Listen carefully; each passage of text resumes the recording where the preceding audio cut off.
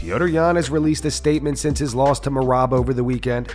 Petr posted this to his Instagram. He wrote, "On Saturday, my fight took place. In Russia, it was 12:03, where I suffered the battle. Annoying. It hurts to realize what is happening, but what has happened is not to unravel. I was pleased with the preparation in general. There were several slowing factors about which I thought and believed I would manage. Flew to the United States a couple days away from the fight and started working, feeling the need for physical therapy. I studied every day for a week and believed that everything would be fine. I think it was clear that I couldn't even move not to hit. Had to keep my head up. I know I can and I know better. Need to reboot and make adjustments." The photo was from the training in the Tiger 7 days before departure. "That day I thought I could jump and not hit anything in the sky. Thank you all for your attention, understanding.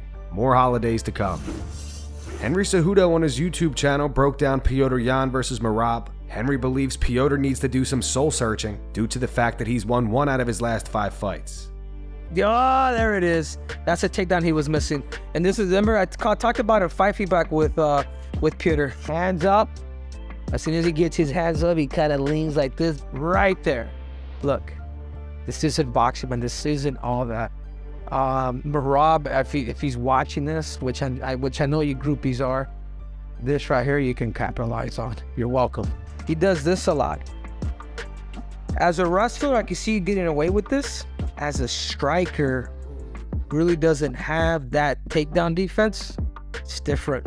And this is where you got to be careful, is when you lose like this, can you come back from a deficit loss? Like you don't just lose, like you got control and you got your to whip.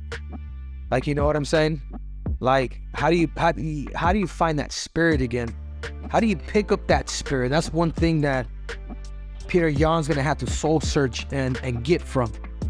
You know, I go back to my Demetrius Johnson fight. I knew it was a lack of experience. Like, you know what I'm saying? Like, I wasn't, yeah, he dragged me through the mud, but it was to the body. It wasn't a 5-4 round beating like Merab is just giving him.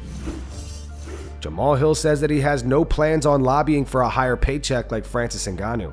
Jamahal said, "Yeah, for like right now, I'm just building bridges. You know what I'm saying? I ain't nobody like that. I really regardless of anything, regardless of the confidence I have in myself inside the cage, I ain't nobody like that, bro. I'm just another motherfucker, for real. So I don't go out there thinking even like the influence. Like, I'm now realizing, all right, like the influence and whatever, things like that, you know? But to me, I'm just me. That's all I know how to be. That's all I know. So that's really all I am. So like, I could talk to some people, but I don't know how much people are really gonna listen. So I don't, for the most part. As far as the fighters go, I try to be cool, get everybody to talk. You know I'm open. I'm an open person. So like, we could talk about anything. I talk to the fighters about that. I talk to them about bread like that. I think the main thing that needs to happen to a degree for us fighters, like the pay thing and all that stuff, to change. Fighters are gonna have to come together to a degree. Islam Makhachev accuses Michael Chandler of losing on purpose so he could get a fight with Conor McGregor. Speaking to BT Sport, Islam said Conor chose Chandler. Chandler lost on purpose because if he beat a couple of guys, it was never going to happen versus McGregor. Of course he lost on purpose. He fights like crazy, like he comes from the streets. That's why they make the fight. He does not deserve if he beats Chandler or some of the guys. But if the UFC want, why not? Make some good money. Let's go. Anybody, I'm ready. Dana, call me and I'll be ready. Jon Jones gets a new Rolex. I'm excited to see some bling. So this is the one that the champ has his eye on right here. Rolex Day-Day, 40 millimeter, white dial with the gold drum in your mouth. Been waiting for you for a long time. Yep. There you go. Right there, baby. It won't close, but I'll be sure to add some links in there. This is the idea. Right there. Sure, that's me. That's you right there. This is the one I can see myself walking away with today. Yeah. From the moment that box opened, this watch was just speaking to me.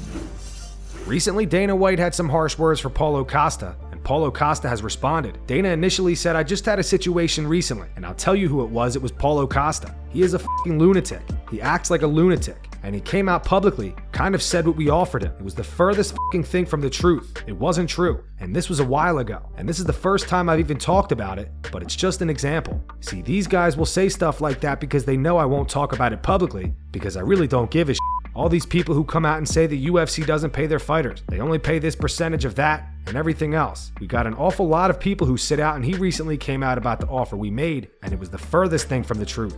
Paulo Costa recently responded by posting this to his Twitter. He wrote, "Who's looking delusional? Tell them, bro." John McCarthy and Josh Thomson on the Weighing In podcast react to Merab Dvalishvili defeating Petr Yan. They say Petr just doesn't look the same. But Yan really is struggling right now. He's struggling big He time. looked, yeah. He doesn't look the same. Also, He's and I not- think the for- other thing too. Confidence is gone. Confidence is gone. He doesn't Yeah, have. you know He what's- is not the same striker. No. He doesn't have the same output. He's worried about being taken down, and he did a great job of stopping. It was almost like in the first round. The one thing I saw is he took that.